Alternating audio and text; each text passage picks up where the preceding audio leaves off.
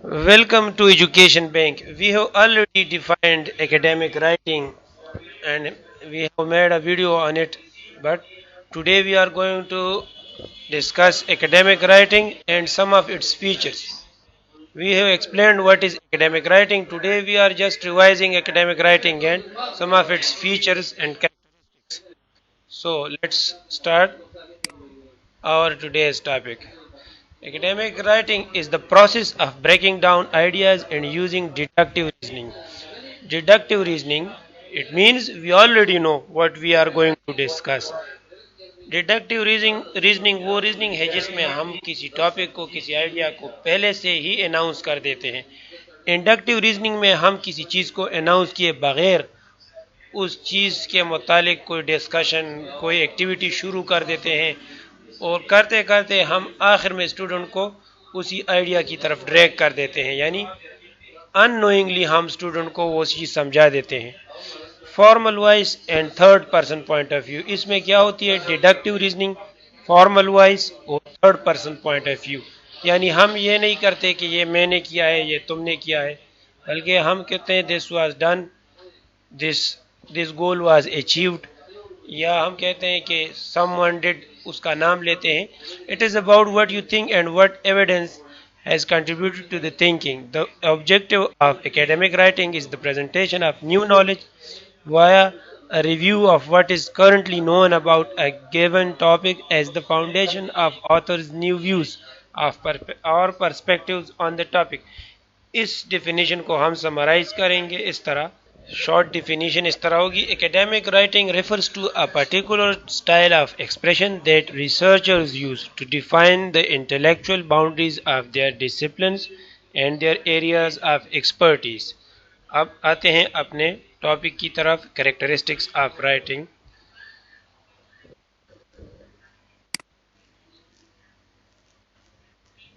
Characteristics पढ़ने से पहले, समझने से पहले, importance of academic writing. Developing good academic writing skills has many advantages. It teaches the student how to think critically and objectively while clearly conveying complex ideas in well structured concise format. दो बहुत important बातें, critical thinking और objective approach. Critical thinking में scientific सोचना हो जाता है, सही और गलत की तमीज़ करने का तरीका, और ऑब्जेक्टिविटी में ये हो जाता है कि हम चीज़ को फैक्ट्स पर बेस करें, अपनी पसंद नापसंद पे नहीं. For this reason academic writing is mainly presented in third person with a formal style that reflects a logical patterns of reasoning for the main argument or thesis of the text. ये importance है. अब हम features और characteristics देखते हैं. Features of academic writing. Let's start. Academic writing in English is linear, which means it has one central point or theme with, with every part contributing to the main line of argument without digressions or repetition. Its objective is to inform rather than entertain, as well as this is the standard written form of language. यानी ये बहुत straight forward language होती है, इसमें किसी तरह की repetitions, गैर ज़रूरी बातें या जो नामुनासिब बातें हैं वो नहीं होती. इसमें इंटरटेनमेंट नहीं बल्कि इंफॉर्मेशन होती है, ये कोई टाइम पास के लिए नहीं होता. आइए इसके फीचर्स देखते हैं. ये कम्प्लेक्स होता है, थोड़ा मुश्किल होता है, क्योंकि इसमें इंटरटेनमेंट नहीं बल्कि इंफॉर्मेशन होती है, यानी आम लोगों के काम की चीज़ नहीं है बल्कि स्टूडेंट्स और रिसर्चर्स और इंटेलेक्चुअल लोगों की इस्तेमाल की बातें होती हैं कि काम की बातें. written language is relatively more complex than spoken. Definitely. यानी जब हम लिखते हैं तो मुश्किल अल्फाज लिखते हैं, मुश्किल ज़ुबान लिखते हैं, उसमें वर्डिंग सेलेक्टिव होते हैं, वर्ड या लेक्सिकल डेंसिटी बहुत होती है, यानी मुश्किल अल्फाज का इस्तेमाल, कुछ फ्रेजेस वगैरह होते हैं. इस तरह एग्जाम्पल आपके सामने है. Whenever I had visited there before, I had ended up feeling that it would be futile if I tried to do anything more. اس کو آپ شارٹ اور فارمل انداز میں لکھتے ہیں. Every previous visit had left me with a sense of futility of further action on my part. اس کے ساتھ فارمیلٹی ہے. فارمیلٹی میں ہم بے تکلفی کی بجائے تکلفانہ انداز اپناتے ہیں اور صرف مطلب کی بات کرتے ہیں. کلوکویل ورڈز نہیں ہوتے، جو روزمرہ کی بول چال ہے وہ نہیں ہوتی، بلکہ مخصوص الفاظ اور خاص طریقہ کار ہوتا ہے.